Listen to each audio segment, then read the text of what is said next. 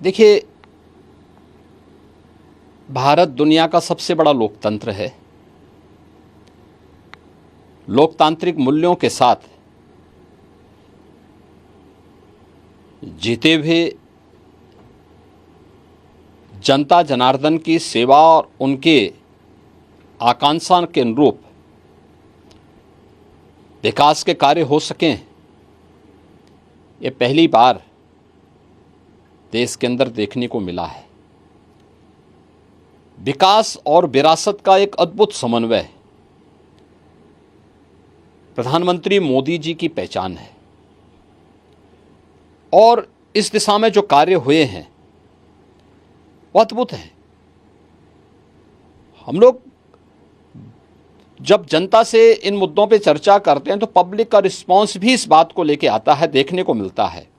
खासतौर पर जिन मुद्दों पर पब्लिक का बेहतर समर्थन मिल रहा है, एक इंफ्रास्ट्रक्चर का हाईवे लगभग दुगने हुए हैं।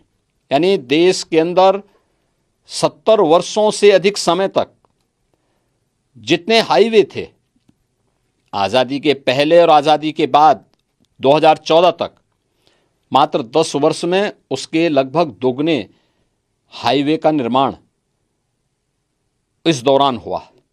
एयरपोर्ट देश के अंदर 2014 तक मात्र 74 एयरपोर्ट थे, आज 150 से अधिक एयरपोर्ट हैं। एम्स, कांग्रेस के समय एक एम्स बना। सरदेव अटल जी ने अपने समय में 6 नए एम्स की स्थापना की आधारशिला रखी और मोदी जी के समय 7 एम्स से बढ़कर के आज संख्या 22 हो गई है। ऐसे ही IIT, IIM, IIIT, इन सब के विस्तार के लिए 1 डिस्ट्रिक्ट 1 मेडिकल कॉलेज, हर घर नल की योजना, ये विकास की एक नई गाथा और विकसित भारत की आधारशिला इसके माध्यम से देश के अंदर बनी है। तो पहली बार देश ने विरासत का सम्मान भी सरकार के स्तर पर होते हुए देखा है और ये अद्भुत है। आपने उसकी मिसाल देखी होगी, काशी में काशी विश्वनाथ धाम,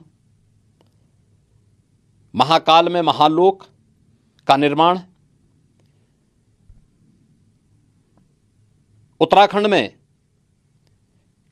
केदारपुरी में एक नए स्वरूप में आना, बद्रीनाथ धाम का पुनरुद्धार का कार्य, सोमनाथ मंदिर की सुंदरीकरण का कार्य और 500 वर्षों का इंतजार समाप्त करते हुए अयोध्या में प्रभु श्री रामलला का पुनः विराजमान हो जाना।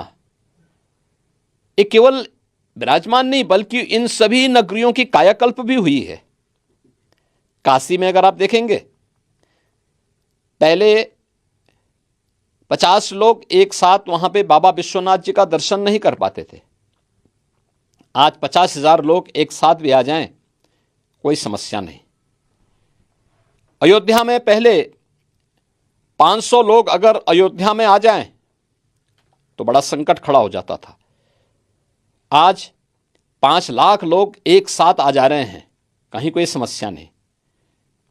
ऐसे ही अन्य आस्था से जुड़े हुए केंद्रों के बारे में भी एक नया स्वरूप हम सबको देखने को मिला है और विरासत और विकास का यह अद्भुत समन्वय अगर किसी एक महापुरुष के विजन और दृढ़ इच्छा शक्ति के कारण आज देश के अंदर देखने को मिला है तो वह प्रधानमंत्री मोदी जी के नेतृत्व में संभव हो पाया है। पब्लिक इसको हाथों हाथ ले रही है।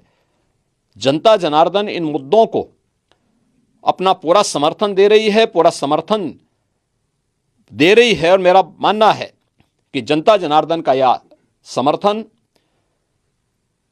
प्रधानमंत्री मोदी जी के नेतृत्व में फिर से प्रचंड बहुमत की सरकार बनाने के लिए जनता के आशीर्वाद में बदलेगा। सर, क्या आप ये दावे से कह सकते हैं कि फिर से एक बार मोदी जी के नेतृत्व में प्रचंड बहुमत के साथ सरकार बनने जा रही है? हाँ, मेरा ये मानना है कि जनता जनार्दन का जो अपार स्नेह मोदी जी को प्राप्त हो रहा है, पूरे देश के अंदर उस अपार स्नेह को ध्यान में रखते हुए हम इस बात को कह सकते हैं कि जो देश के अंदर स्वर गूंज रहा है कि फिर एक बार मोदी सरकार उस स्वर के साथ आम जनता फिर से मोदी जी के नेतृत्व में पूर्ण बहुमत की, प्रचंड बहुमत की सरकार बनने के लिए पूरी प्रतिबद्धता के साथ कार्य कर रही है।